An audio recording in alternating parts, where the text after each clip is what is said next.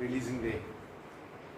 This word book is something which is, we are doing it for the first time, which is the beginning of a small steps that we have taken today.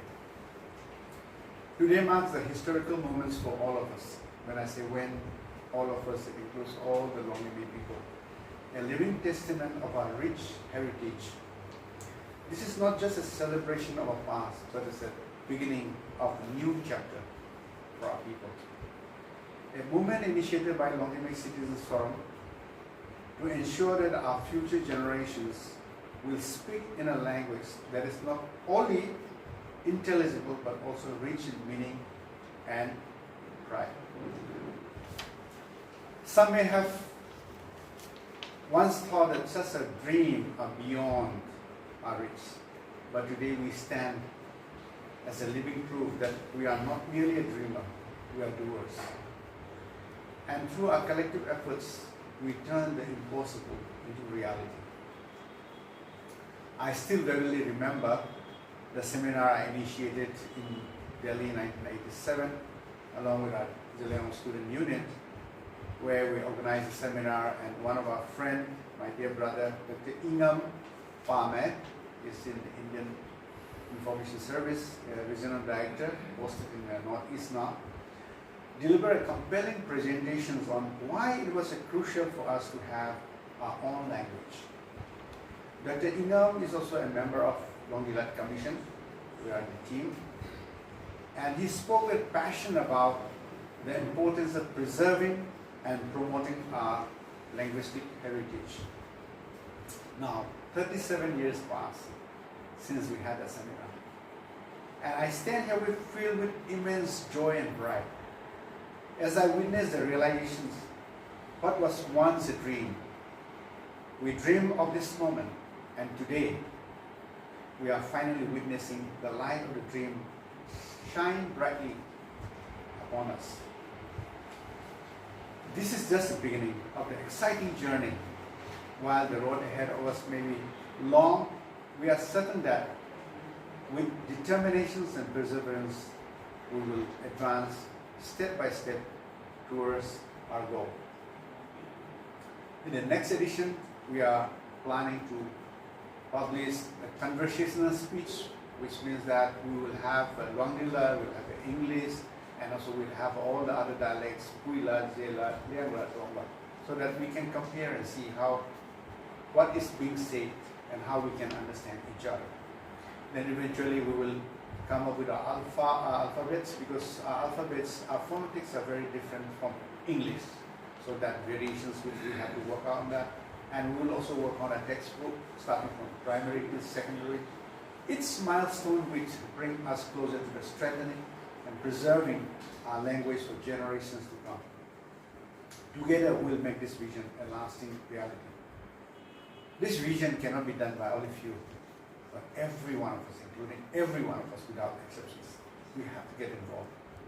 That is my appeal and my request to all of you. Someone was asking me this. It is a good initiative that LCF have taken or Luangdi Commission have done, but my concern is that Luangdi might make our existing dialects less relevant and less frequently used. So for some, there may be some fear that, if this language comes and we start, eventually, if everything goes well, and 20 years down the line, 30 years, every one of us can speak in Luangdi, and then we meet our Remmei brothers or Remmei speaking sisters, and we start speaking only in Luangdi, then there is a fear that we stop speaking Luangdi or Zela. But my answer to this is that Luangdi is not meant to replace any of the existing Luangdi dialects. Instead, it aims to enhance and complement them by providing a common ground for communicating while preserving the richness and diversity of each dialect. We need to be proud that we have this many dialects. We need to learn how to look good things about us, not looking in a other way around.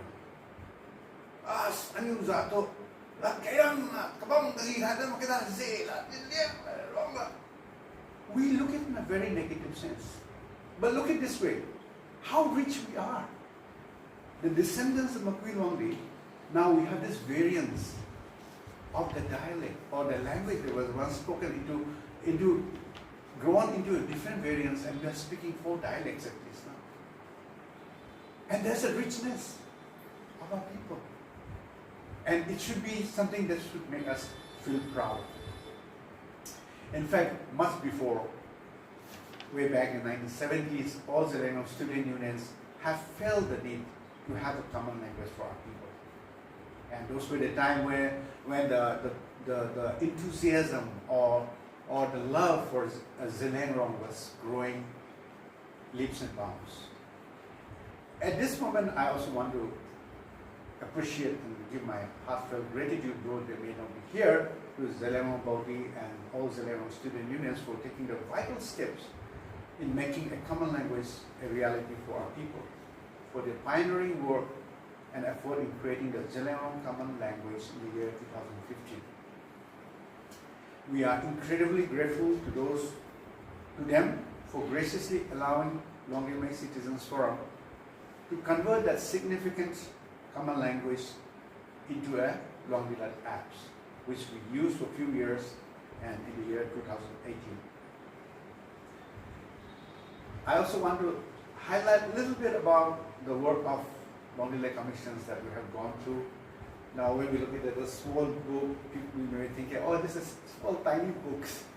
They must have done, few people must have come and sit together for a few hours and done it. But it is not as light or as simple as it is. So I will definitely like to highlight a little bit on that. We were 7 members, constituted in the year 2019, November 14, as a commission by Remmei Citizens Forum. And it was resolved in the Shillong conclave in 2017. Now, 7 of us, each of us have our own respective responsibility. All of us are working, but we have dedicated over more than 4 years to come out with small tiny books, which you may call it a very small book. And the Luangdi word book come to light because of that little effort that we have put in. And we have worked about 4,200 hours together to work into that, to make about approximately 4,000 words. So you can imagine that every word we have spent about almost an hour. Of course, up and down, some words are very, very, very natural. For example, let me say the word pak. Okay? Pak ni. Pak is in Liangla, Rongla, Zela, Kuila. So no problem. Okay, pak, okay, so there's no problem. Let's come to it. But there are some words where it is different in all the dialects. Then we need to see to it which one, or how we need to create the word so that it is closest to what our forefathers must have spoken in Mapilong. So there we need a lot of deliberation, discussions. 7 of us would have different views on all those particular words. So some words it takes us more than an hour. So that's why in average we took about 60 minutes for making one coming to conclusion to agree to that word. However, having said this, we Luangdi commissions does not say that this is the best and the final. This is just the beginning. We have made something to begin with, and we appeal and request to every one of us here to give us the feedback, suggestions, and the word they are missing. There you will find a lot of words missing there. In fact, even while we are in the process of finalizing these booklets, we realized that some words are missing. So we need to go on editing, but then we said, oh no, we need to give it stop to it because it's never going to end. So we need to put an end to it. But still, we know that there are a lot of things that we need to go on working on it. But so we request all of you, as you go back, go through it and see. And at any point of time, if you feel that there is a important word is missing, or you feel that this word doesn't seem to be proper, you have a suggestion to it, we are most welcome. You are most welcome to do that because we have given an email in that booklet. That is the main purpose of that. But let me also just share with this one simple example. The Meitei Loan, also person from Manipur, so we know Meitei Loan. They also started their revival of the language in the 70s. In fact, at almost the same time when our people become consciousness about the need of our common language, the Meitei people also started to realize that the script they are using is not their script, it is Bengali script. So, and they want to revive it. So, in 70s they come together and Meitei, but finally they have succeeded in accomplishing their wish or their desire today. But in the 18th centuries, the scripts were replaced by the Bengali scripts, and that is one of the main things which they would like to replace it. And in the 70s, what they do is they started learning this new script of Meitei Mayek as an extra curriculum work in the evening, school. So the school-going students, or even for the women, homemakers, anybody were welcome to come and learn the script, how to write, and making some words out of the scripts. While they're still doing that, among their intellectuals, there were a lot of discussions, deliberations, arguments, fights, to come to conclusion that which is the right scripts, because there were different intellectuals are coming up with a different script. So finally they agreed to that 27 scripts to agree.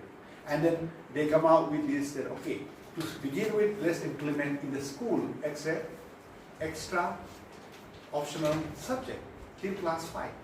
Then the optional subject class 5 went on to 8, then went on to 10, to 12. Now in today's, any of our younger children or brothers or sisters who are studying in Manipur, they have to complete Meitei Mayek till class 12. It's a mandatory, it's a compulsory now. It is no more optional. 70 they started, we were aware of that. Meitei people aware of that changes that required. Now they have implemented it. But in a way we have been little left behind in the journey of that, of having that language. Of course we have our own different dynamics as well. Of course not as compared to the Meitei loan of Meitei Mayek. And today in 2021, the Manipur government have implemented to use Meitei Mayek along with Bengali scripts as the official language of Manipur state. Earlier they were using this Kakhaga and Meitei Bengali scripts. Now they are. So that concurrently they use both the Meitei Mayek and the Bengali for another 10 years. After that they will remove the Bengali script. So people have succeeded. Now some of us may be thinking, oh, just beginning this few 4,000 words, what are we going to do? Yes. There's a saying, 1,000 miles begins with a single steps. That's the Chinese proverbs. And I think if we believe and if all of us work together, those little single steps together, I'm quite definite that we will be able to realize those visions, maybe not for us, but for future generations. So let me just share 3 why in today's gathering when we talk about this Luangdi Lat. The first why is, why Luangdi Lat, or do we need Luangdi Lat? Today at least I can converse Rongat. We are all Rongat speaking people. But if you go to, let's say, Zaluke, or go to NCK, or go to Tausiam, or go to Rikyang, or Topun, or Tening, what do we speak? English, or Nagamese. I have heard people, Remmei and Remmei, speaking Manipuri. We have seen that, it's very common, right? Yeah. Now think of it, seriously, let's just contemplate on that. How sad it is that we are the same descendants of Mapirongi, but yet we have to use someone else's language to communicate to one another. For me, it pains my heart. And I yearn to speak in my own language, my own people. When I speak someone else's language, for the even as I speak English, I cannot express what is deep down inside as much as I want to be than speaking my own dialect or my own language. So that is the reason why Luangdi Lat is a need of the hour. And all of us must have missed, or all of us have missed the opportunity of you speaking this Luangdi Lat. If we work hard, probably another 30 years, 25 years, maybe we will be able to start having those books and start conversations with one another. But then, let's think about our future generations. The thing that we miss, do you want our younger generations to miss the same thing? I remember, we used to say, when I was a school boy, we used to sit in Pauna Bazaar because I'm from Khuang. And in front of that road, we used to talk about, these buildings, elders used to say it's all empty, jackals and fox used to roam around and howl and all. Elders should have, occupied some space. Today we could have got a plot of land and have shop. Probably it may be not possible, or probably they have not contemplated or have not seen the future. But the same thing can happen to us by our future generations. If we don't start working now, they will say that, oh, how I wish my elders 30 years, 40 years ago, had they worked on a language that we can converse with one another. How blessing it would happen for us. The same kind of analogy can be taught against us. So we need to be responsible. We need to work on this together, where we can communicate with one another seamlessly and our heart can truly understand one another. This is my dream, and to speak in one language, to converse from heart to heart without any hindrances, and that will be the Luangdi among our Luangdi people. And in this moment, if you all agree with me and say that yes, this should be the way, then I think perhaps the race is a history. And we can journey together and we can work together. And I'm sure that it will come to pass. The seed that we plant today may be small, but it will grow.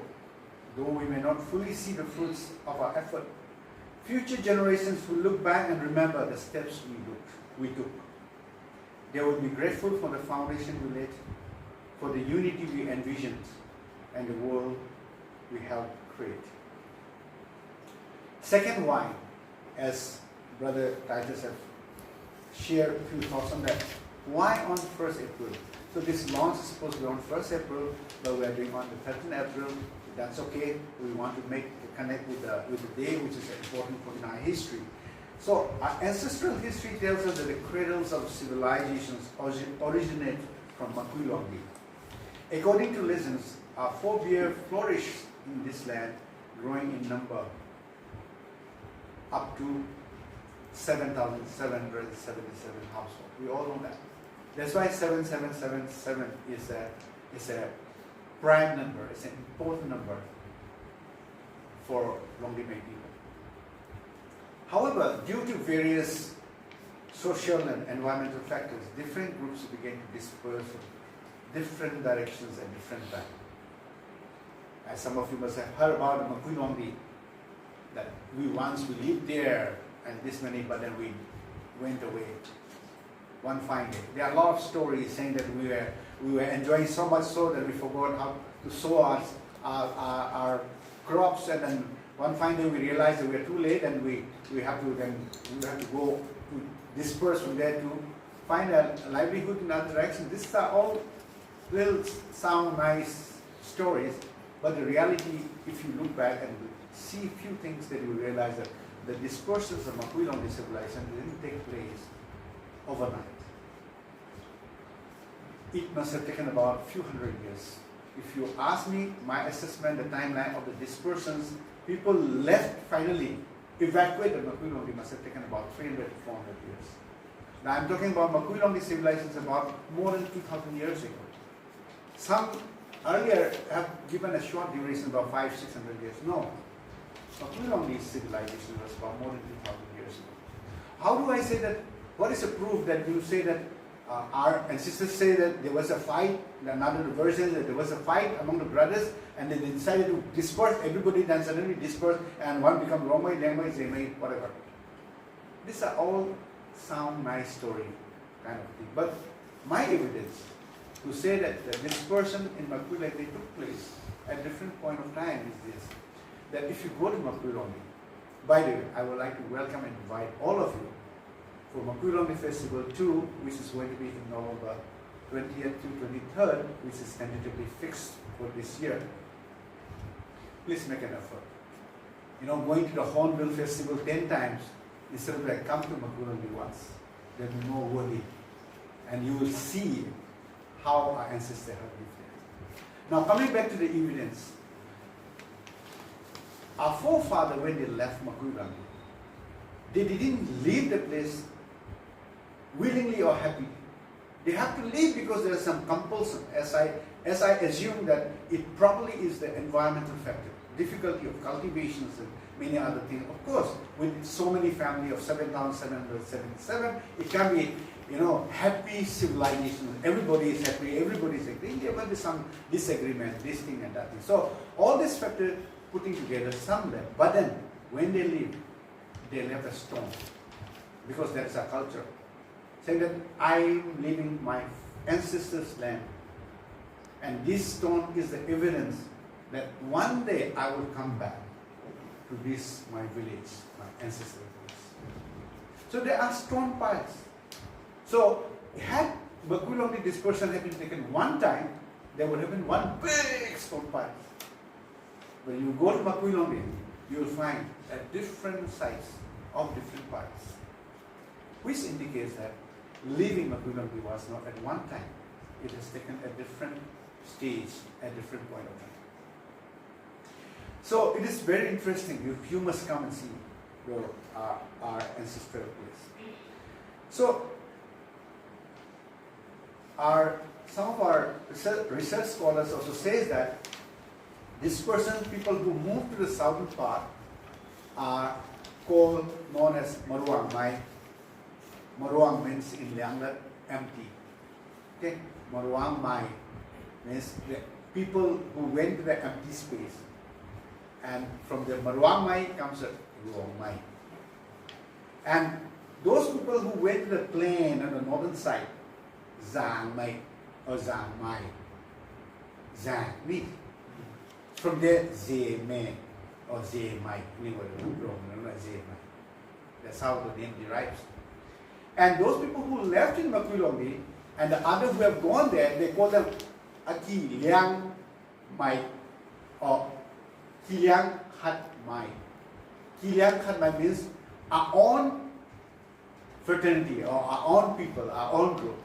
From there, Ki Liang Khat Mai, from there derives the word Liang Mai. So these are the words that derives of the directions. That's one of the versions that says. Anyway, let's move forward the history a little bit.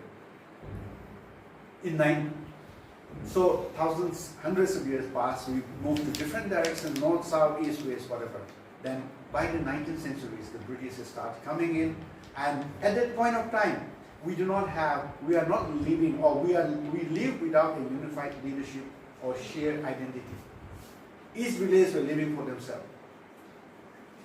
This changed with the emergence of Haipao-Zarmona in 1905 and Rani Gedili in 1915, who awakened our people to the need for unity. Their movement against British rule spread rapidly, uniting Zelenong community across Manipur, Assam, and North Kasar Hills. However, the British, wary of our strength, responded with operations. On 29th August 1931, Haipao-Zarmona was falsely accused and executed, and Rani Gedili was imprisoned for life. Heavy tax was imposed upon our Luangdi people or Luangdi village. 6 rupees per household per year, double the tax than any other tribes, because we were rebelling against them with the Haipao-Zarmona's movement and Haipera.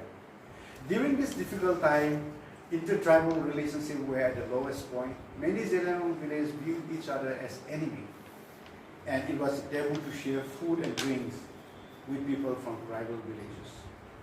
The British exploited further this division, used local collaborators, and weakened our unity. Now, recognizing the danger of continuing disunity, our forefathers sought to reunite for survival and self-preservation. This led to a historic public meeting on 15 January 1925 and formed a group called Remmei, then which converted, renamed into Kabui Ching Sam in 2027, then eventually formed a Kabui Simiti, then Kabui Simiti eventually changed into the name of Kabui Zeliangrong Council. This organization instills a new sense of unity among our people in the plain as well as in the hills. So a little bit of the formation of the Zeliangrong Council. In 1933, the British officer C.S. Booth, the sub-divisional officers, met our leaders to understand our ancestral heritage. They informed him that the Kabui and the Kachanaga, because those are the time when we were referred to as Kabui and Kachanaga, shared the same lineage and was inseparable in their way of life. Booth advised our elders to form a union, stating that unity will strengthen your people. So on the 1st April 1934, our elders come together and perform what is called Suksu Garaumai. Suksu Mai, Suksu Garaumai. And it is also called as Suksoibe in Zel people and Sugo in Yala. So this is a day of reconciliations, and here we come together, give our past, our history, and all our misunderstanding. And then, as Dr. Titus have said, that three important things we must, I would like to repeat it because this is very important for us to know as well. One is that we all agree that we will stop our dreaded war, what is called as Signari, the village feud, the fight between village to village. The second important thing is that all the brothers came together, ate and drank together as a unity of brotherhood and forgiving all our past and restoring the fraternal tie that was once broken. And the third, which is very important as well, is that we declare that anyone who violates the oath of unity would be judged by Almighty and held accountable to the people. Now, this is not just, we are Christians, many of us may be a Christian here, but then this does not mean that since I have become a Christian, those vows the elders, our forefathers have taken, it become invalid. No. It was a vow taken to the Almighty. Who is the Almighty? If we talk in terms of biblical perspective, we talk about Jehovah. Almighty. So, which is offered or vow in front of the God of Creator. However, since the fateful day, 88 years has passed, 1934, 2025, yet we find ourselves once again divided. This time along the dialectic and tribal lines, the Remmei, Luangdi, Remmei, Impui has gone separate ways, breaking the sacred covenant of unity. Even the name Zeliangrong, which was once symbolized our togetherness, has now become a source of division.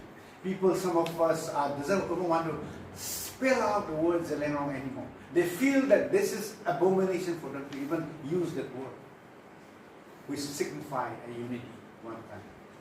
Today, our people are fragmented into 7 groups: Remmei, Luangdi, Zeliang, Remmei, Impui, Kabui, Kachanaga. And there is no certainty that this division will end here. However, today, on 13 April 2025, on this auspicious day, as we gather, let us not dwell on our past mistake. Instead, let us seize the moment to embrace one another as blood brothers and sisters, as our forefather did before us. While the division among us seems deep, all hope is not lost. There are some people who are still continuously working tirelessly to restore the unity among our people, among the Luangdi men. Third why. Why Luangdi men? Many have asked, why Luangdi men Citizens Forum? We have already too many, Zeliangrong, Baudi, Union, and AJDS, so many things are already there. Why another organizations? But let me highlight to you how this Luangdi men Citizens Forum come into existence. Luangdi men Citizens Forum was formed or born out of a Delhi conclave in 2010, and Delhi conclave was formed out of a Facebook group of Zeliangrong, where we discuss and talk about, some of us vent out our pain, our anger, our anguish about our people. Then we finally said, oh, no, this social media is not good enough. We need to meet physically and deliberate and discuss on this platform. We all agreed. In 2010, we decided to meet in Delhi, and in that, many of our significant Zillemong organizations has come. Zillemong Bodi, Assam, Manipur, Nagaland, Zillemong Student Union, Assam, Manipur, Nagaland, Zillemong Youth Front, Assam, Manipur, Nagaland, Zillemong Student Union, Delhi, Zillemong Welfare Association, Delhi, Luangdi Theological Forum, formerly they called themselves as Zillemong Theological Forum, and other Zillemong civil organizations. This conclave also brought scholars, intellectuals, professionals, social leaders, elders, and youth from across the country. Through extensive deliberation and discussion, a shared vision emerged that desire to start a movement for our people. Following, then we had a plan to have visit ancestral villages, those important key villages. So it was in 2011, the last village that we visited was Jem Nui. How many of you know where is Jem Nui? How many of you know where is Yangkulen? Yangkulen? 1, 2. That is the problem. There is one problem where I'm going to address this. I don't know with this. Yangkulen is given by outsiders. Yangkulen is never our name. It's never used by our forefathers. It is somebody outsider who recorded in the record and said that your village name is Yangkulen. Then it was called as a Jem Nui. But then people get to know more as a Yangkulen than a Jem. But now it has changed into original name. Now villages are using as Jem Nui, and you and I need to be using as Jem Nui, not Yangkulen. Okay. So Jem Nui is very, very historical village, one of the very important historical villages of our people. When we dispersed from Luangdi, that is one of the oldest villages still in existence. So there, when we finished our trip there, we were going to disperse. We decided we cannot disperse without having certain agreement. So we set over, we had a meeting, then we decided to form Zillemong Citizens Forum. Not Remmei Citizens Forum. It was Zillemong Citizens Forum. So Zillemong Citizens Forum was formed in 2011. Then between 2011 to 16, little fast forwarding, then we had a series of conclaves where we discussed about our education, economic developments, and many things in the various conclaves of the Zillemong Citizens Forum. But it was in 2017, in the conclave in Shillong, that we decided to change our name from Zillemong to Remmei. Now people are asking why it has to change, but we changed this because in order to better align with its purpose and objective of the organizations, or of the movement rather, which we believe in one people, one vision, and one voice. Because we realize that the name Zillemong holds a lot of contradictories within ourselves, has created a lot of, initially it binds us together, but then after a while it has, created into a lot of ruffles into so many things and created into a lot of problems into it. Particularly prevailing the patriarchal narratives or origins. The narrative says that great patriarch Weeba has 3 sons, which reinforces that the view that justify the exclusion of those deemed weak, small, and dispensable. We speaking people agree on this ideas. The idea that the 3 sons Kading, Namgang, and Rimbangbe linked to the dialectic group of Liangmei, Zemmei, and Remmei is quite too fairy tale. To me, if you ask, I believe this story was created by someone else to explain the dialectical variation, or perhaps as a convenient myth. When examining through the lens of rationality and reasons, it simply doesn't hold true. Now, because of the myths of patriarchs that the elders says that the 3 sons, now the Buddha speaking missed out there. So they have created another story, another myth. If you look at some of those research scholars or Buddha speaking people, I'm sorry to just say this, that they have created that, no. Muiba doesn't have 3 sons, he has 4 sons.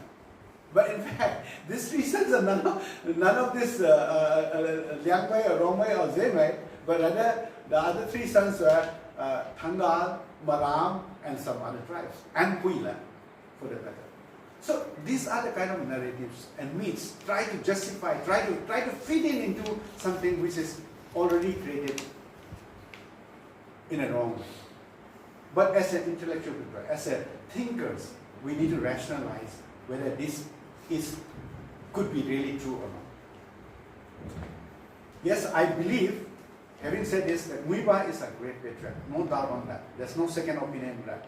And he certainly must have likely have three sons, which is the name that I mentioned. But the question is, as a patriarchal society, what about the daughters? Does he have a daughter? Might have. He must have had daughters. But we are a patriarchal society, so the daughters are not given any importance. So what happened to them? We don't know. Question is still a question. Question mark. However, one thing is clear, the patriarch Muiba has a son, Kading, Namgang, and Remmei. They are all Makui Luangdi or Luangdi. Though it is unclear that whether these three brothers are the forefather of the current dialectic groups, the dialects we speak today are likely evolved from the language once spoken in the great Makui Luangdi civilization, which are called as a Saralat or Ralat or Makui Luangdi, or we can term it as a classic Lianglat as well. So the Luangdi Commission is now working to rediscover or recreate as closely as possible the language that was once spoken in this great Makui Luangdi civilizations. Now I have a little bit of differences with some of my friends. They said a Makui Luangdi village. I said no, it is not village. It is a civilization. Have you ever contemplated 7,777 households? An average of 15 family members, because we live from grandparents to grandchildren, at least average of 15 members in a household, and we don't live like this in the city, adjoining all the buildings one after another. We live apart. And many of them would have their kitchen gardens. So imagine that kind of the space that the 7,777 must have occupied. It is not a village, it is the civilization. Anyway, I can go on into so many other things, but let me hold that. But Remmei is, so what I mean to say that some have raised the question saying that why create another organizations when there are already too many? It is just going to add confusion that are already in making and making harder for our people. But let me remind to all of us today that Remmei is nothing new. It is in fact a powerful rediscovery of our root, who we truly are. We all agree that one thing, we are the descendants of Makui Luangdi. In Luangdi traditions, in culture, a person identified deeply connected to their village, with the village name often uses a prefix to their own name. You may agree to that. This connection to our ancestral heritage is what Luangdi seeks to honor and revive. For example, if someone asks me, Nang Thora Melo or Nyanglat or Nang Thora Maiso, where are you from basically? That if you translate it in English, then we say that which village you are from in literal sense. I will say that I Luang Sum Maye or I Luang Sum Maye. The phonetic is a little different. So if you hear me correctly, it's also have Mai. That's only A and E, the different in Lianglat thing. I Luang Sum Maye, I Luang Sum Maye. Which means that I am from a Luangsun village. That is how we are connected. So, likewise, our forefathers who lived in Makui and we call themselves as Makui Luangdi, which we call ourselves as a Luangdi because Makui Luangdi is a little bit too straight out. So, in order to make it a little easier and shorter, we call ourselves Luangdi. So, when somebody says, why another Luangdi? Luangdi is nothing new. It's you and me rediscovering our roots. What we should be. There's so much problem with the Zelengong names. To some extent, yes, there is a truth in that as well. Because it is the suffix of the dialects which brought into Ze, Liang, Rong, and when we miss out the Pui, it creates a lot of confusion. But whereas when we talk about Luangdi Mai, Makui Luangdi Mai, we are going back to the root. We belong to the Makui Luangdi. So we are the children of that. That's why we say we are Luangdi Mai.